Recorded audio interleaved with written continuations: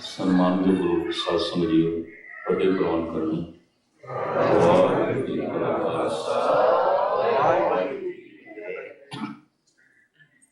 गुरु गोबिंद सिंह जी महाराज का महावाक जिसकी तुच्छ बुद्धि अनुसार लड़ीवार विचारदास आप जी के सामने रख रहे है। जागृत जोत जपै निस्वासर एक बिना मन नैक न आन। पूर्ण प्रेम प्रतीत सजे व्रत गोड़ मणि मठ बोल न मान। तीर्थ दान दयादत संयम एक बिना न एक पछाने। पूर्ण जोत जगे घट में तब खालिस ताहन खालिस जान। पूर्ण तौर पे जो जाग गया सुचेत हो गया वही खालिस है, वही शुद्ध है। और जो खालिस है वही खालसा है, दूसरा है। जितना कोई अचेत है उतना ही अशुद्ध है, और जितना कोई सुचेत होता जा रहा है उतना ही शुद्ध होता जा रहा है। जीवन के ये जिहड़े चार भाग ने पत्थर, वनस्पति, पशु पक्षी ते मनुख, इन्हां विच मनुख सिरमौर है, सब तो अगे। मनुख तो पिछे ने पशु पक्षी, फिर पशुओं तो पीछे वनस्पति, फिर वनस्पति तो पीछे है पत्थर। जीवन का आद रूप गुरबाणी ने पत्थर नूं मनिया। कई जन्म सैल गिर करया, पता नहीं कितनी मुद्दत तक तो सैल पत्थर ही रहे हैं पहाड़ा। थोड़ा जहा आद रूप थोड़े सामने रखने हैं। सैल कहते ने अनंत काल तक, अनंत समय तक, जबकि समय नूं नापण का कोई जरिया नहीं सी। समा नापिया जाता है दिन करके रात करके नहीं सी। धुंध ही धुंध सी, अंधेरा ही अंधेरा सी। उसी अंधकार विच एक शब्द होया, कीता बसाओ एको कवाओ। उसी अंधेरे विच अरबद नरबद धुंधु गारा, वो अंधेरा धुंध की तरह अंधेरा सी, धुंध छाई हुई सी। और अनंत काल तक, अनंत समय तक, चूंकि समय को नापण का कोई जरिया ही नहीं सी। समा नापिया जाता है दिन करके रात करके, दिन रात नहीं सी। गुरु नानक देव जी महाराज कहते ने दिन रात नहीं सी, क्योंकि सूरज ते चंद्रमा ही नहीं सी। पंक्तियां मैं थोड़े सामने रखा। अरबद नरबद धुंधुकारा, धारण ना गगना हुक्म अपारा। ये धरती नहीं सी, और इस तरह का एक गगन भी नहीं सी, ग्रह मंडल भी नहीं सी, ये सौर मंडल भी नहीं सी। धरण न गगना हुक्म अपारा, ना दिन रैन चंद न सूरज सुनने सुन रहा है। न दिन से न रात से न चंद्रमा से न सूरज से, सनाटा से, सुन से, धुंध से। उससे विच एक शब्द होया, एक आवाज हुई धुनाकार। वो आवाज की सी, ये भी गुरबाणी ने दसिया, ये भी कलगीधर पातशाह दसते हैं। जाप साहब जिहड़े पढ़ते हैं उन्होंने सामने पंक्ति आई होनी है। ओंकार आद कथनी अनाद, अनादि कथनी, पहली कथनी, पहला बोल, ब्रह्मंड की पहली आवाज ही है ओंकार। गुरु गोबिंद सिंह जी महाराज ऐसा कहते हैं। शब्द का पसारा, शब्द की आरंभता ओंकार की धुन हो गई। ओंकार आद कथने अनाद, ओंकार की धुन तो जो अनादि धुनी है, पहली धुन है। कथने अनाद करके कह देता है, आदि है, पहले तो भी पहले। ओंकार आद इस शब्द का मूल है। माओ इस तो पहले कोई शब्द नहीं सी, इस तो पहले कोई धुन नहीं सी। गुरु गोबिंद सिंह जी महाराज का फरमान। भगत कबीर भी ऐसा कहते हैं, ओंकार आद मैं जाना, लिखे अर मेटे ताने न माना। बड़े ध्यान नाल सुनना। कबीर कहते ओंकार इतना नहीं कि तुसी लिख दो ते मेट दो, इतना नहीं है। ओंकार आद धुनी है, परमात्मा की आवाज है, और ये धुन मौजूद है। पता है मुर्दे की पहचान की होती है, पहले ही कहते हैं तो बोलता ही नहीं। ठाकर हमरा सद बोलनता, परमात्मा की आवाज सदा गूंज रही है ब्रह्मंड में। वो की है? भगत कबीर कहन ओंकार आद में जाना, लिखे अर मेटे ताए न माना। वो धुन है ओंकार। मां बाप तो शरीर आया है, तो शरीर दे मां बाप की अंश मौजूद है। सारा ब्रह्मंड शब्द तो आया है, तो ब्रह्मंड के शब्द मौजूद है। असी शब्द दे चाह शब्द साढ़े विच है। भुगत ज्ञान दया भंडारन घट घट वाजे ना, घट घट के चों नहीं चल रही। व्यापक है, सुनाई क्यों नहीं देती? मैं अर्ज करा, मन चुप करे तो सुनाई देवे। धर्म की सारी साधना की है मन को मौनी करना। मन चुप करे, जबान दे चुप कर दें, मन नहीं चुप करेगा। ये भी मैं अर्ज कर दें, क्योंकि बहुत सारे ने ये तत्थ कढ़िया कि चलो जबान नाल भी नहीं बोलते, शायद एक दिन मन चुप कर जाए। इस नाल गुरु नानक सहमत नहीं होए। चुपे चुप ना हो गई, जबान दे चुप करन नाल मन चुप नहीं करता, बोलता है। चुपे चुप ना हो गई, जे लाहरा लिखा, लंबा भी मौन तो धारण कर ले, ना बोल जबान नाल, ता भी मन बोलता रहेगा। मन मौनी नहीं बनता। मन चुप करे तो आवाज सुनाई दे जो ब्रह्मंड दे गूंज रही। उसे ही ओंकार की धुन तो ये सारा पसारा होया है। और गुरु नानक ने तो बकायदा एक लंबी चौड़ी बाणी रच दी। बाणी का ना ही ओंकार रख दिया। जिन्होंने कभी सिलसिलावार पाठ किया हो गुरु ग्रंथ साहब का, उन्होंने पता होगा रामकली राग दे एक बाणी है, उस बाणी का नाम है ओंकार। जैसे गुरु ग्रंथ साहब की पहली बाणी का नाम है जप, सत्कार वजों असीं कहने हैं जपजी साहब। पहली बाणी का नाम जप है। ऊपर जो एक ओंकार तक तो लैके गुरप्रसाद तक के मूल मंत्र है। ये जपजी साहब का मंगला चरण है, ये गुरु ग्रंथ साहब का मंगला चरण है। ये कविता दे भी नहीं है, संगीत दे भी नहीं है,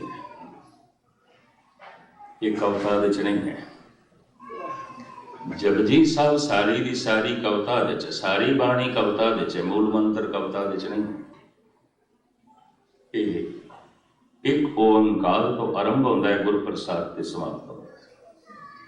अगों जप ए बाणी का नाम है। आद सच जुगाद सच है भी सच, नानक होसे भी सच। ए श्लोक है। इनू श्लोक के रूप में गुरु अर्जन देव जी ने सुखमनी साहब में दर्ज किया है। श्लोक आद सच जुगाद सच है भी सच, नानक होसे भी सच। फिर जपजी साहब की पहली पौड़ी आरंभ होती है। सोचे सोच न हो, जे सोची लगो।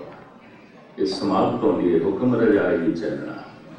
नानक लिखिया नाल भुलेखे करके मूल मंत्र लोग पहली पौड़ी का पाठ आती जा रहे हैं। हैरानगी होगी सिक्खी के मूल सिद्धांतों का ज्ञान ये हादसा किस तरह बनने क्यों नहीं? कई दफा हैरानगी हो। वो मूल मंत्र है, वो जपजी साहब का हिस्सा नहीं है। वो जिथे भी नवा राग आरंभ होता है, जिथे कोई अगला प्रकरण आरंभ होता है, उत्थे मूल मंत्र मौजूद है। छोटे रूप के बड़े, ये मूल मंत्र है। ये कविता देश भी नहीं है, संगीत देश भी नहीं है। आद सच जुगाद सच भी पौड़ी नहीं है, श्लोक है। शायरी के जिन्हें नमूने होंगे ना, उर्दू शायरी की भी नज़म है, एक गजल है, एक किता है, रुबाई। इस तरह भारतीय भाषावां दे जिहड़ियां कवितावां होंदियां, उहदे छंद होंदे ने, मंगल होंदे ने, श्लोक होंदे ने, दोहे होंगे ने, पौड़ियां होंदियां ने और पदे होंगे ने, और कई तरह के पदे होंगे ने, दुपदे, तिपदे, चौपदे, पंचपदे, अष्टपदियां, चौपाई होंदी है और हज़ारां किस्मां दे छंद होंदे ने। जैसे जाप साहब दे कई छंद ने, भुजंग प्रयाग छंद, एक अक्षरी छंद। ज्यों ज्यों तुसी जाप साहब पढ़ते जाओगे नवे तो नवे छंद सामने आने। वो शायरी दे नाम ने, कवितावां दे नाम ने। श्लोक कविता का नाम है, पौड़ी कविता का नाम है, पदा कविता का नाम है, छंद और सवैये कविता के कवितावां दे नाम है। एक सियाणा जो इल्मे शायरी नूं जानदा है, कविता का बहुत रखता है, उन्हें फौरन कह देना ये सवैया है, ये कविता है, ये पदा है, ये पौड़ी है, ये श्लोक है, ये दोहा है, उन्हें फौरन कह देना। और ये केड़ा छंद है उन्हें दस देना। जिवें हर एक नूं संगीत की समझ नहीं आती, गुस्ताखी माफ, हर एक नूं कविता की भी समझ नहीं आती। ये अलग कला है। संगीत सुन के आनंद माण लेना, रस माण लेना और गल है, पर ये केड़ा राग सी? ये राम कली सी कि सोरठ सी? ये बिलावल सी कि आसा सी? ये भैरो सी के मारू सी? ये जयजावंती सी के माज सी? ये तो जिहड़ा जानदा है उसने पता। और किन्ने सुरां दा राग सी? ये कितनियां कोमल सुरां सन, ये कितनियां तीबर सुरां सन, ये जो जानदा है उन्होंने पता।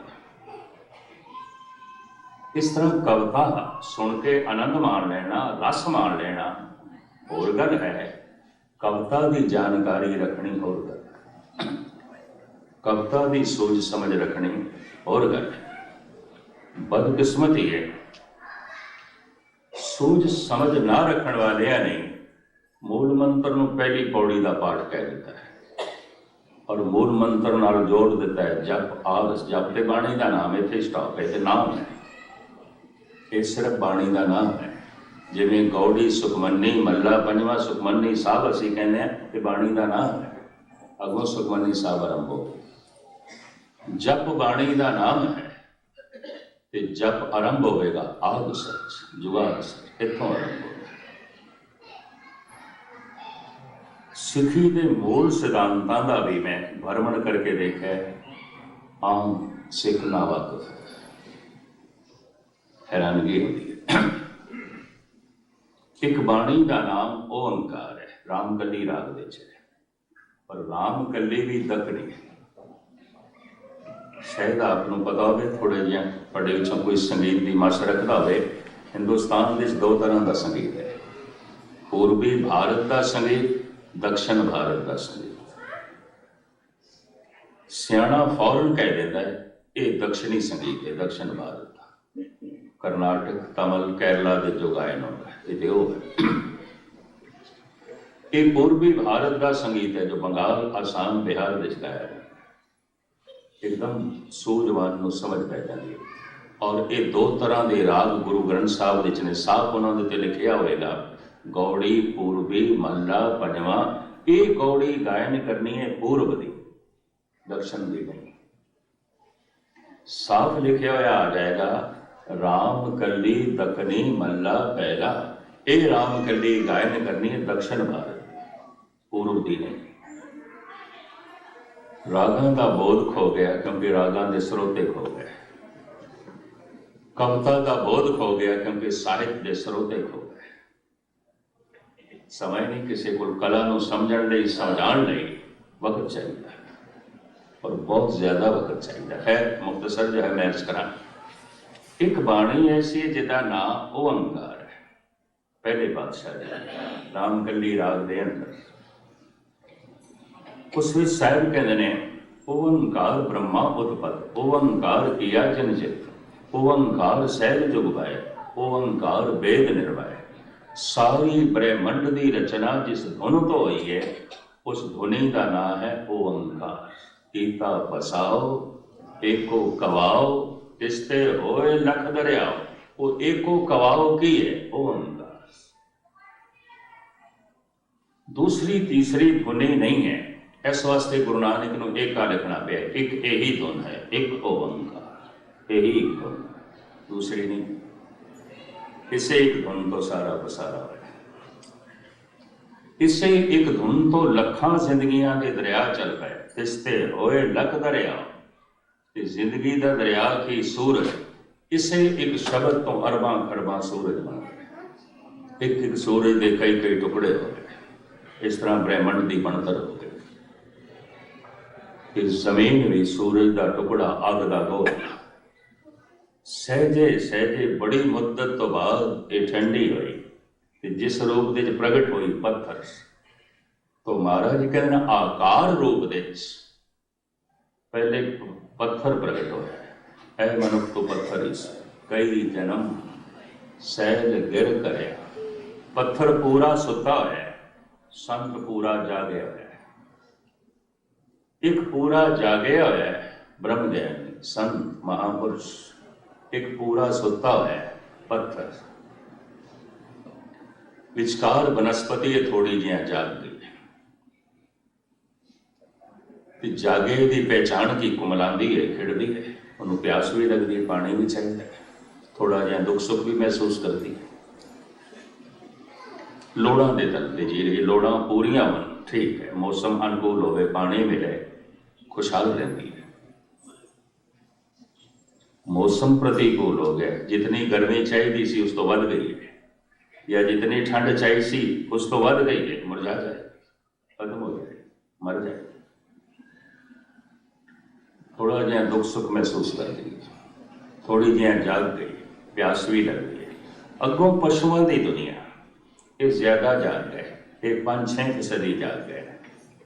निरी प्यास नहीं, भुख भी है, निरे पानी पी के गुजारा नहीं चलेगा। शेर को मांस भी चाहिए, गऊ को घास भी चाहिए, भुख भी लगती। वो भुख पानी नाल नहीं मिटेगी, वो भोजन नाल मिटेगी, खुराक नाल मिटेगी। थोड़े जहा दुख सुख भी बढ़ गए, लोड़ा पूरियां होवन सुखी रहते हैं, ना पूरियां होवन दुखी हो जाते। मौसम प्रतिकूल हो जाए, ये भी बेजार परेशान होते हैं, दुखी होते हैं। फिर मनुख की दुनिया,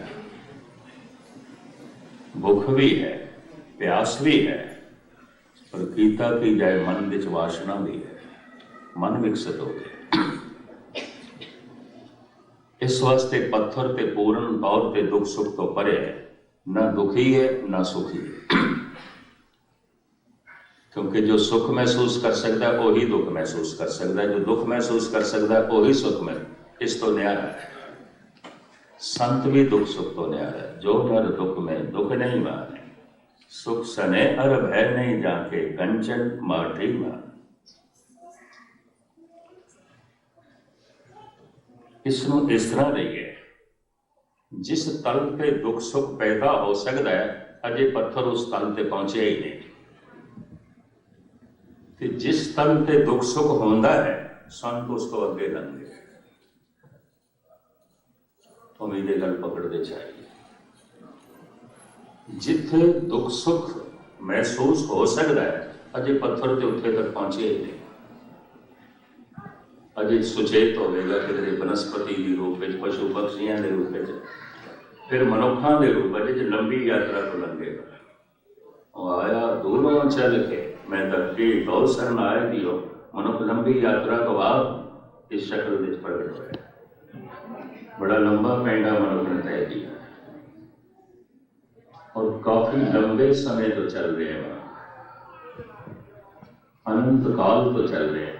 नंदलाल तेज कहते हैं, ना भूत एच निशान आजे जमीनों आसमां, कि शौके यादे तो आवुद दर वजूद वाला। हे प्रभु, अजे ते जमीन ते आसमान का नामो निशान भी नहीं सी, पर मैं तेरे पुरने सी। तेथों शब्द होया, सारा पसारा होया, मैं तेरे पुरने सी। हूँ की करा, तू मेरे पुरने से, हूँ तेरे पुरने लगा। बड़ी कीमती गल नंद लाल कर रहे हैं। जमीन नहीं सी, आसमान नहीं सी, सूरज चंद तारे नहीं सन, नबूद एच निशाना जे जमीनो आसमां। भाई साहब भाई नंद लाल दी मान रचना। उदों ते हे प्रभु मैं सिर्फ तेरे पुरने से, तू इस तरह की साधना सिरजना करनी है तेरा पुरना से, और हुण दिन रात तू मेरे पुरने च, तेरा पुरना साकार होया है, संसार बन गया है, मेरा पुरना भी साकार होए, निरंकार का रूप होवा, तेरा रूप हो। बड़ी कीमती गल कही इत्थे नंद लाल, बड़ी बारीकी नूं बयान किया है धन गुरु गोबिंद सिंह जी महाराज के इस महान अनंत भगत ने। तदे नंद लाल की रचना नूं गुरु गोबिंद सिंह जी महाराज ने कह दिता है कि जिंदगी नाम है, जिहड़ा इसनूं पढ़ेगा उसनूं रूहानी जिंदगी मिले। वैसे इसका नाम भाई नंद लाल ने बंदगी नामा रखा सी। इस किताब के दो नाम ने, बंदगी नामा उर्फ जिंदगी नामा। परशियन विच है, पारसी विच है। सतगुरां नूं जो पेश की, सतगुरां ने सिर्फ दो नज़मां पढ़ियां, बंदगी नामे के थले लिख दिता जिंदगी नामा। जिहड़ा पढ़ेगा उन्होंने रूहानी जिंदगी मिलेगी, रूहानी दियां बारीकियां का पता चलेगा, उसदे अंदर रूहानियत की तड़प पैदा होएगी। इस सतगुरां ने वर दिता भाई नंद लाल के बोलों, भाई नंद लाल के वचनों। ये कुछ भी नहीं सी। नंद लाल जी कहते हैं, हे प्रभु तो मैं सिर्फ तेरे पुरने से। लंबी यात्रा तो बाद थोड़े पुरने ने बड़ी लंबी यात्रा धारण की गई। उस तो शब्द होया, शब्द दरवाजा बनया, अरबां खरबां सूरज प्रगट होए, एक एक सूरज के कई कई टुकड़े हुए, वो टुकड़े ठंडे होके धरती के रूप में प्रगट होए। और जब धरती के रूप में प्रगट हुए तो इन्हों का रूप सी पत्थर, बड़ी ठोस। हजारां लखां सालां की यात्रा तो बाद मिट्टी बन के ये बनस्पति की शक्ल दे आए। थोड़े जिहा जाके प्यास लगी, दुख सुख महसूस करते हैं, सर्दी गर्मी महसूस करते हैं। अगे जीवन चलिया पशु पक्षियों के रूप में। लोड़ भी बढ़ गई, दुख सुख भी बढ़ गए, प्यास के नाल नाल भुख पैदा हो गई, लोड़ बढ़ गई। अगे विकास जो चलिया तो फिर शिखर का रूप प्रगट होया मनुख। बहादुर शाह जफर आखिरी मुगल सम्राट भारत दे, अंग्रेजा ने इसे कोल तखत लिया सी दिल्ली का। एक बहुत बड़ा पायदार कवि सी, शायर से, और खुदा तरस बंदा से। हर वक्त तस्बीह हाथ च रखता से, अल्लाह अल्लाह जपदा रहंदा से। बंदगी गुजार बंदा से, हैगा ते राजा से पर फकीर तबीयत। जैसे जनक राजा होंदे होया योगी से, ये बादशाह होंदे होया योगी बनने की कोशिश कर रहा सी, फकीर बनने की कोशिश कर रहा सी। ये कहंदा है, बनाया ए जफर खालिक ने कब इंसान से बढ़कर। ऐ खुदा, मनुख तो ज्यादा कोई और उच्ची हस्ती तो भी नहीं बना सकेगा, मनुख महान है। बनाया ए जफर खालिक ने कब इंसान से बढ़कर, मलिक को, देव को, जिन को, परी को, ऊरे गिरमा को। कहते कायनात में बहुत कुछ है पर मनुख जैसा है, मनुख सिरमौर है, अशरफुल मखलूकात है। गुरबाणी कहती है, अवर जौन तेरी पनहारी, इस धरती में तेरी सिकदा है। तो धरती का सरदार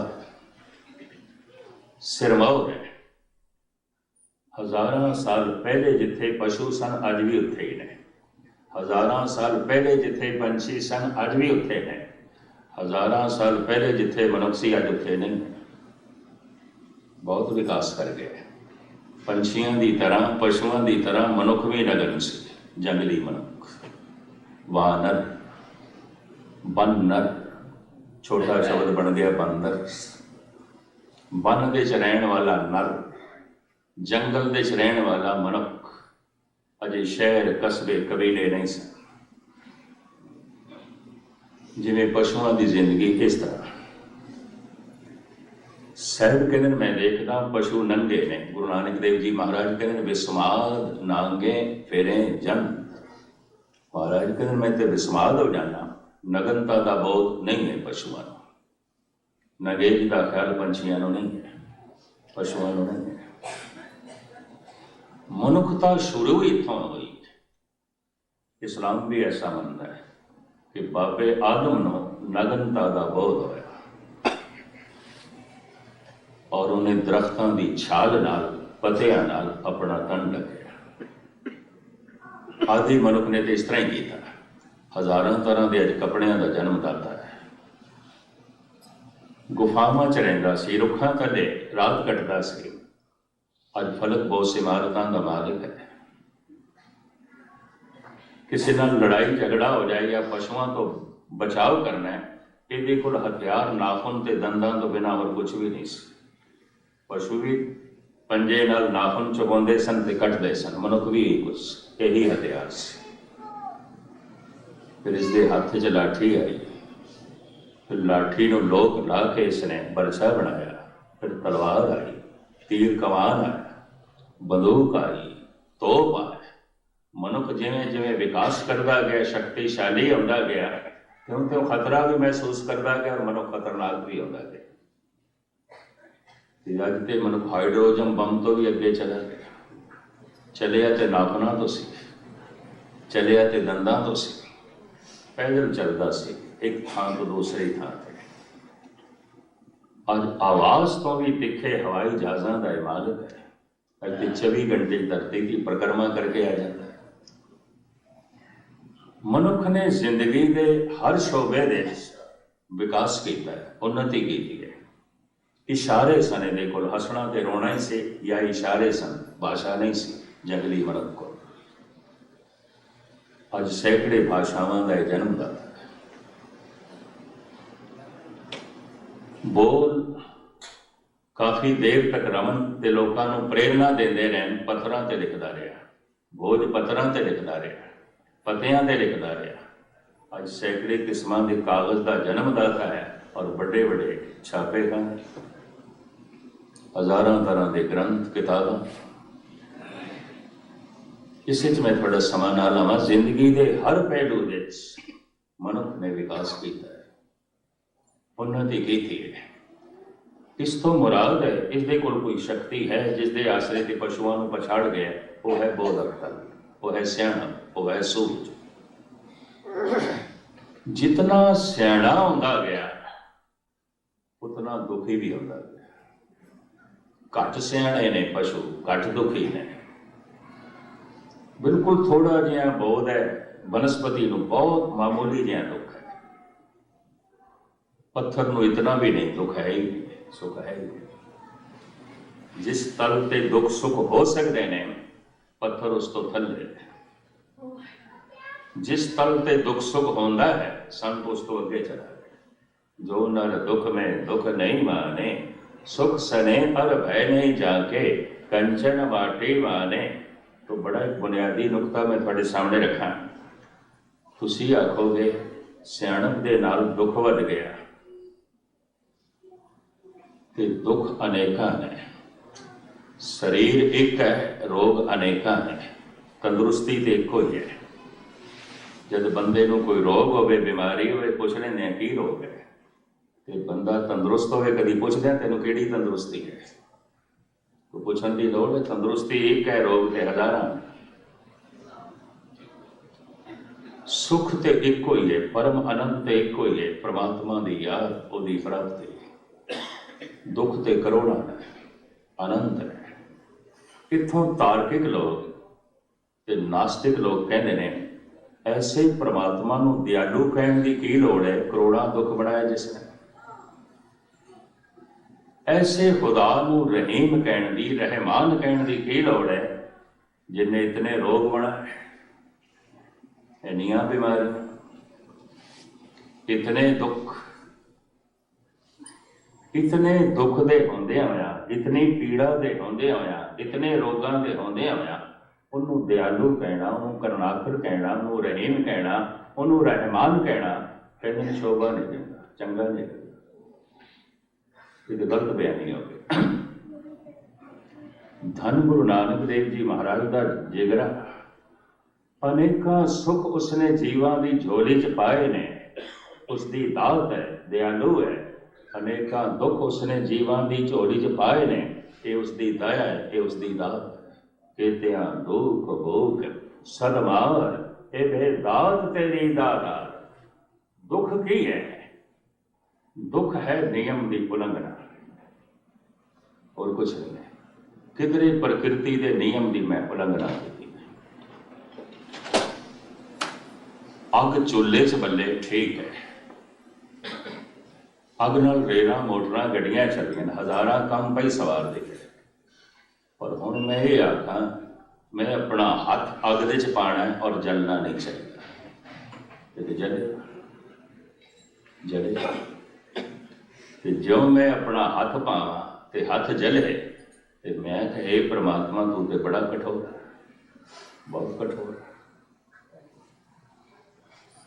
दुख की ने, पीड़ा की है, किधरे नियम की उल्लंघना हुई, ये भी महसूस करो, वरना नहीं होता। हथ न लाई कसुंबड़े जल जासी ढोला, वेख अग नो, अग तो कम सवार, अपना हथ ना पाना। जब वासना पाप बन जाए तो मैं अर्ज करा, रोग बन जाता है, दुख बन जाता है, संताप बन जाता है। मनुष्य दुखी है, पीड़ित है, वासना पीड़ित है, तो दुख इस गल की सूचना है, नियम की उल्लंघना है, अलार्म है। तो नियम की उल्लंघना करें, तो नियम की उल्लंघना करेगा, वो नियम तेन रोकेगा, किस रूप में? दुख के रूप में, पीड़ा दे। भोगन का रोगन, भुख लगी है, खा रहे है, अमृत है। भुख नहीं लगी, खा रहे है, रोग है। भोगन का रोगन, नियम की उल्लंघना है, ये तो नियम की उल्लंघना है। भोजन ते भुख लगी है, और भुख भी नहीं तो सारा दिन दिमाग याद करे, वो खा लीए, वो खा लीए, वो खा लीए। दोपहरे खा रहे हैं तो कहते शामी की खावांगे, ये शामी की बनना, ये हकीकत है। साहब कहते ने, पंजवें खान पीण की बात, छेवें काम न पूछे जात। एक ऐसी अवस्था भी आती, हर वक्त खाना पीना याद रहता है, कुछ भी नहीं, ये तो लोड़ सी, पर नियम की उल्लंघना हो सकती है। भुख है नहीं, खा रहे है, लोड़ा थोड़ियां ने, लोड़ा थोड़ियां ने, वासना बहुत ज्यादा है। इस वासना के केंद्र 3 मन्ने ने, मैं थोड़े सामने रखा, बस 2-4 मिनट, ज्यादा वेट नहीं करते। वासना कितों उठती है? वासना के केंद्र 3 ने, अहंकार वासना, लोभ वासना, काम वासना। वासना के बीज, वासना के केंद्र, वासना दीयां बुनियादां ये 3 ने। इस वास्ते इंज कहते हैं, अहंकार वासना प्रभुता चाहिए है, बहुत प्रभुता चाहिए है। उस वासना लई दिन रात भज दौड़ करनी, उन्होंने तृष्णा कहते हैं। चूंकि वासना कभी तृप्त नहीं होती, तृष्णा कभी रुकती नहीं, तो दुख बढ़ता है, बढ़ता है। अहंकार वासना, लोभ वासना, पदार्थ की, धन की। प्रबल वासना जो लोभ तो पैदा होती है, होर धन चाहिए, होर पदार्थ चाहिए। पदार्थों की लोड़ तो बहुत थोड़ी है, धन की लोड़ तो मनुष्य को बहुत थोड़ी है, पर वासना दिन रात उस वासना की पूर्ति के वास्ते उद्यमशील होना, उन्होंने कहते हैं तृष्णा। ना वासना मुके ते ना तृष्णा मुके। काम वासना, ये वासना रूप दी आती है, एक शरीर को दूजे शरीर दी आती है। तो मैं अर्ज करा इस वासना दे लिए भी भरपूर यतनशील रहना, उन्होंने कहते हैं तृष्णा। ना तृष्णा मिटे ना वासना मिटे। हैरानगी होती है मैंने कई दफा इतिहास पढ़ के और मौजूदा हालात को देख के। निजाम हैदराबाद दियां 600 बेगमां सन, महाराजा पटियाले दियां 400 राणियां सन। वासना सीमा तो अगे बढ़ जाए ते परबल तृष्णा का रूप धारण करके एक काम वासना मनुख को दुराचारी बना देती। पुरुष बलात्कारी ते दुराचारी हो जाता है, स्त्री वेसवा हो जाती है, वैश्या हो जाती है, गुस्ताखी। लोभ वासना सीमा तो अगां बढ़ गई है, बड़ी प्रबल तृष्णा बन गई है। धन ते पदार्थां दी ये मनुख को बेईमान बना देगी, चोर बना देगी, डकैत बना देगी। अहंकार वासना बड़ी प्रबल है, बढ़ती जा रही है, बढ़ती जा रही है। इसकी भज दौड़ जो तृष्णा का रूप धारण करेगी, मनुख को हिंसक बना देगी, कातल बना देगी, खूनी बना देगी। 2.5 करोड़ बंदियां का कातल है हिटलर। अहंकार वासना जदों देखदा सी एक बंदा मेरी बराबरी कर रहा है, कटते हुए दस अहंकार, अहम मैं हाँ, तू की है, तू कुछ भी नहीं, तो मेरी बराबरी करेगा सिर कट देगा। अहंकार लोगों के सिर पे बैठता है, अहंकारी लोगों के सिर पे बैठता है। कई दफा अपना वजन इतना बढ़ा लेता है, अगलियां के सिर तोड़ के रखता है। 3 करोड़ बंदियां का कातल है मौ से कम। चंगेज खां, हलाकू, इस तरह के बंदियां ना इतिहास भरिया गया, आदर्श वो एक है। वासना अहंकार, अहंकार वासना उदी पूर्ति ले दिन रात यत्नशील होना वो तृष्णा कह रहे हैं। एक तरह की मुक्ति है। मुल्क दर मुल्क फतेह करके भी सिकंदर चुप ना बैठा। बढ़ती गई तृष्णा, वासना बढ़ती गई, वासना का स्वभाव ही ऐसा। वासना का एक केंद्र अहंकार, अहंकार वासना उदी पूर्ति लिए दिन रात उद्यमशील होना। जेड़ा सहायक बने उस पर मोह आ जाता है, जेड़ा बाधक बने उस पर क्रोध आ जाता है। तो बंदे एक को प्रभुता थोड़ी चाहिए, सारिया चाहिए, बाधा तो खड़ी हो। ऐसे मनुष्य को अगर ताकत ज्यादा होगी तो हिंसक हो जाएगा, उन्हें हो जाएगा और हो ही। फर्क सिर्फ इतना है, ध्यान देना, जो एक का कतल कर दे वो कातल होता है, जो हजारों ते लखां का कातल कर दे वो डिक्टेटर होता है, बादशाह होता है, हुक्मरान होता है। जो एक बंदे की जेब कट दे वो चोर होता है, जेब कतरा होता है। और जो सारे मुल्क की जेब कट के अपनी जेब भर लवे वो डिक्टेटर होता है, वो हुक्मरान होता है, वो बादशाह होता है, वो राजा होता है। जो किधरे एक थान से बलात्कार कर बैठे वो दुराचारी होता है। और जो व्यापक पद्धर से दुराचारी हो तो नवाब साहब होता है, तो महाराजा साहब होता है। वड्डे दुराचारियां नूं लोकी महाराजा साहब कहते हैं, छोटे दुराचारियां नूं दुराचारी कहते। बस इतनी गल। वड्डे डकैत ते चोरां नूं लोकी बादशाह कहते हैं, राजा कहते हैं, छोटे चोरां नूं चोर। छोटे खूनियां नूं लोकी खूनी कह देंदे ने। 2.5 करोड़ बंदियां का कातल, 3 करोड़ बंदियां का कातल, इतने हुक्मरान होंदे ने, इतने डिक्टेटर होंदे ने।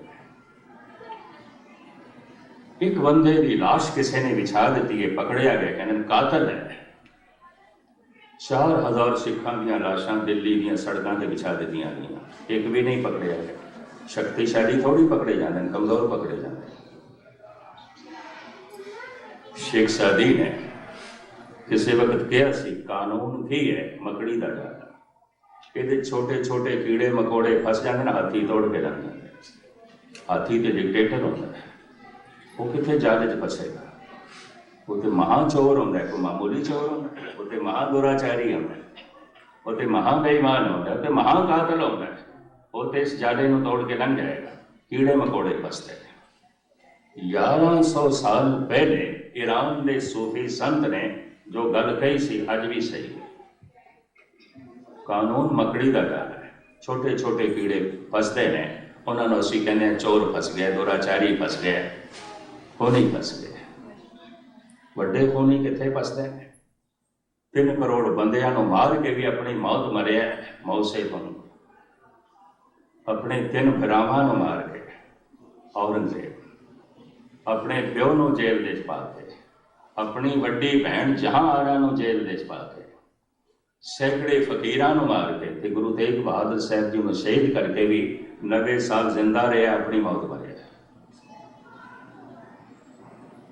अहमदनगर दे दफन होया औरंगाबाद दे, उहदे नेड़े खुलदाबाद है, उत्थे उसकी कबर है। छोटे कातल कातल होंदे ने, वड्डे कातल बादशाह होंदे ने।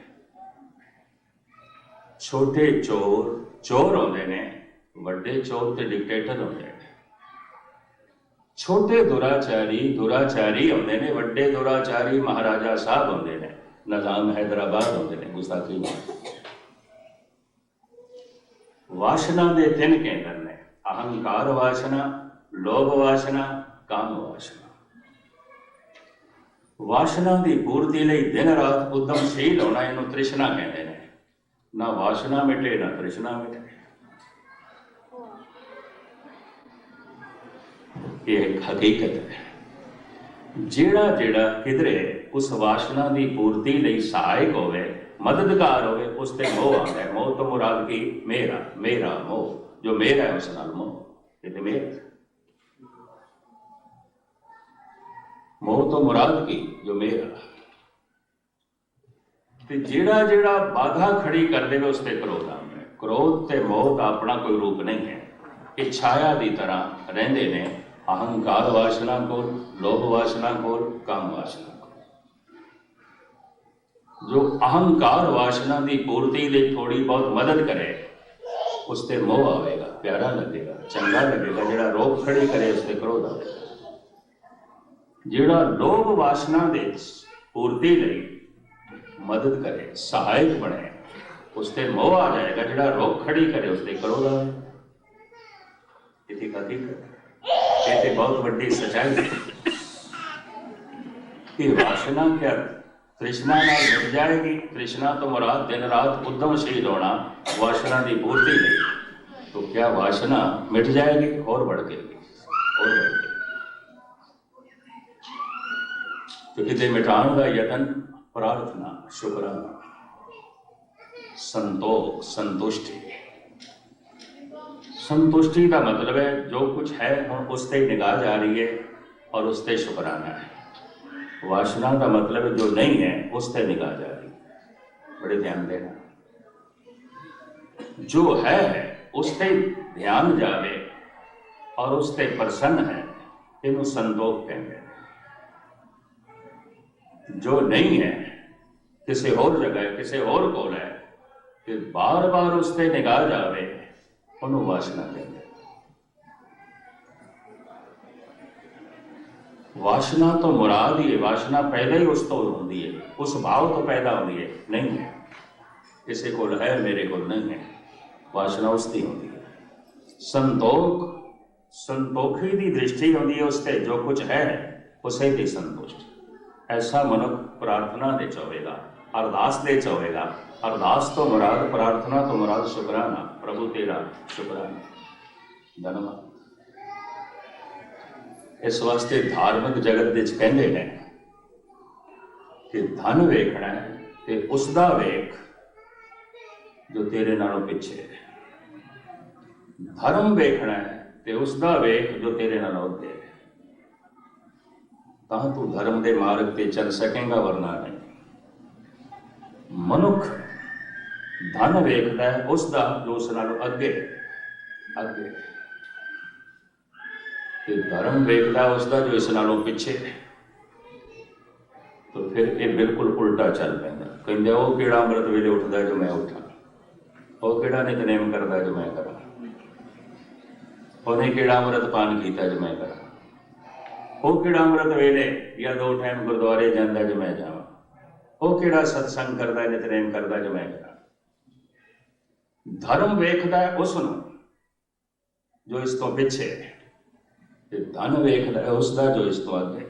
ਜ਼ਿੰਦਗੀ ਲੜਖੜਾ ਜਾਂਦੀ ਹੈ, ਉਲਟੀ ਹੋ ਜਾਂਦੀ ਹੈ, ਇੱਥੋਂ ਹੀ ਮਨਮੁਖ ਹੋ ਜਾਂਦਾ।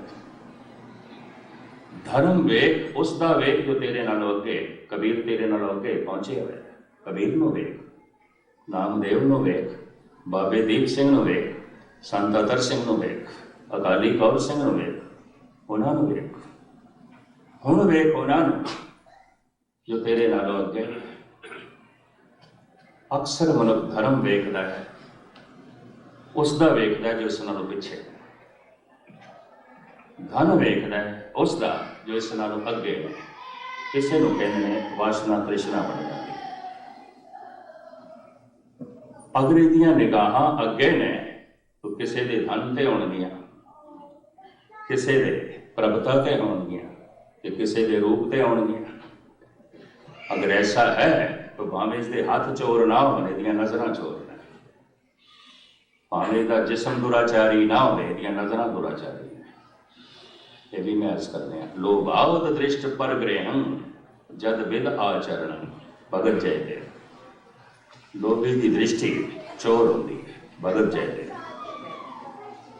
ਕਿਉਂ? ਇਹਦੀ ਦ੍ਰਿਸ਼ਟੀ ਦੂਜਿਆਂ ਦੇ ਧਨ ਤੇ ਟਿਕਦੀ ਹੈ, ਦੂਜਿਆਂ ਦੇ ਪਦਾਰਥਾਂ ਤੇ ਟਿਕਦੀ ਹੈ। ਇਹਦੀ ਦ੍ਰਿਸ਼ਟੀ ਚੋਰ ਹੈ।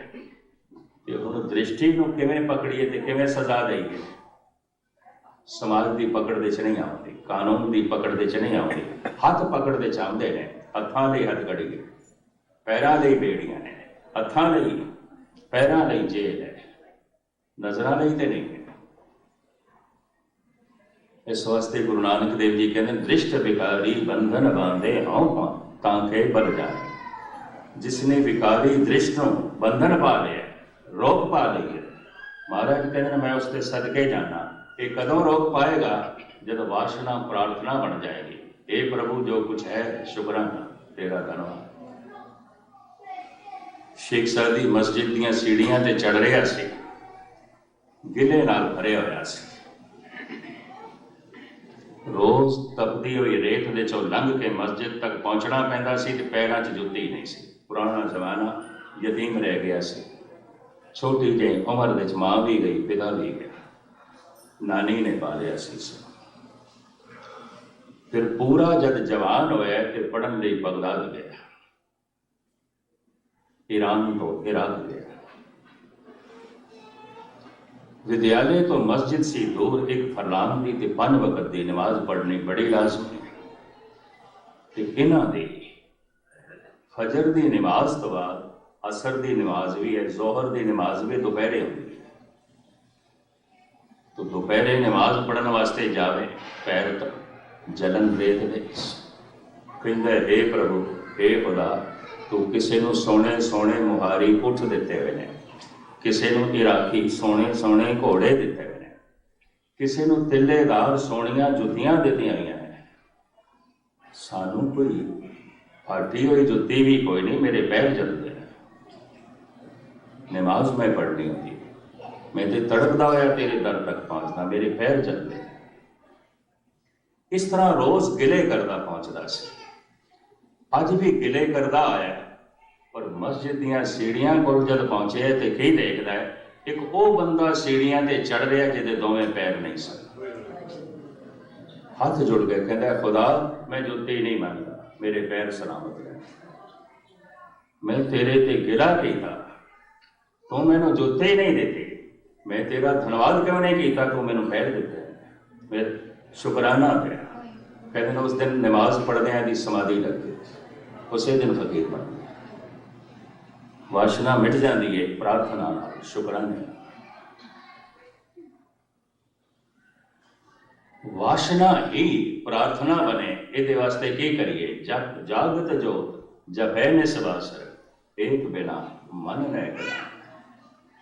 जबान के उत्ते एक शब्द ले आवे वाहिगुरु, मन विच इस शब्द तो बिना होर कुछ भी ना होए, इसे नूं सुने और इस तरीके नाल इहदी सुत्ती हुई चेतना जागेगी। जिस दिन पूरा जागेगा उसे दिन खालसा होगा। जागत जोत जपै निसवासर, जप के ही और जागदी जोत नूं जप के ही जाग सकता है। मन विच उस एक तो बिना होर दूजा ना रहा है। वो जबान जिस शब्द का जप कर रही है मन उसे नूं सुन रहा है। इस तरह करेगा तो जागृति बढ़ती जाएगी। जितना जागदा जाएगा उतना पुनीत होता जाएगा। तो मैं दोहरा देवां कि समाप्ति करा, इक्को ही पाप है अचेत होना। जितना अचेत मनुख होगा अनर्थ करेगा। नर अचेत पाप ते डर ले, कई ये अर्थों का अनर्थ करते सन। अचेत पाप भी आते, पाप अचेत नहीं आता, अचेत मनुख पाप करता है। पाप की अचेत होता है। इत्थे भी इस तरह के मिले मैनू कई मनुख को अचेत पाप तो डरना चाहिए। कौन दसे नर अचेत विश्राम, विश्राम नाल पढ़ना। हे अचेत बंदे पाप तो डर। अचेत मनुख ने पाप करने, पाप अचेत नहीं होता, अचेत मनुख तो पाप होंगे। यह इंज कह लो अचेत पापी होता है, अचेत ही मेला है। नर अचेत पाप के डरे, गुरु तेग बहादुर साहब जी महाराज का प्रभाव। जितना सुचेत होता जाएगा पुनीत होता जाएगा। पूर्ण सुचेत हो गया परमात्मा का रूप निर्मल। जितना अचेत है पशु है, जितना अचेत है पत्थर है, जितना अचेत है मैल है।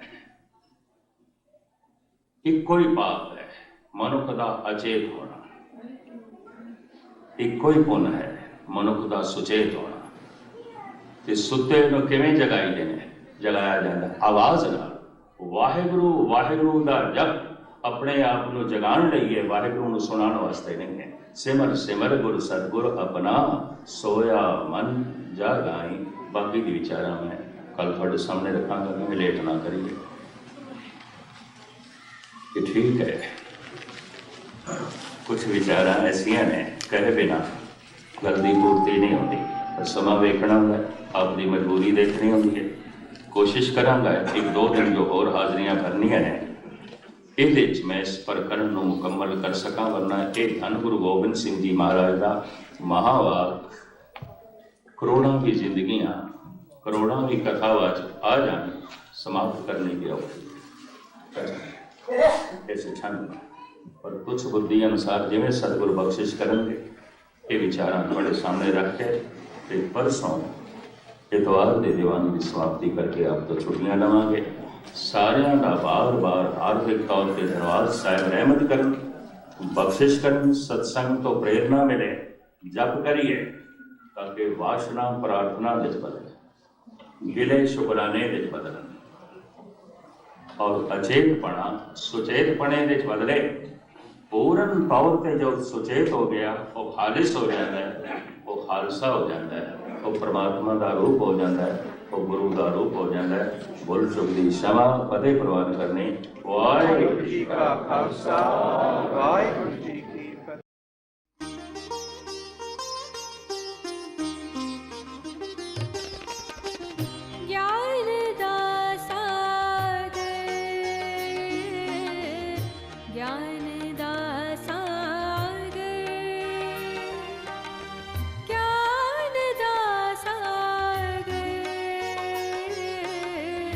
ज्ञान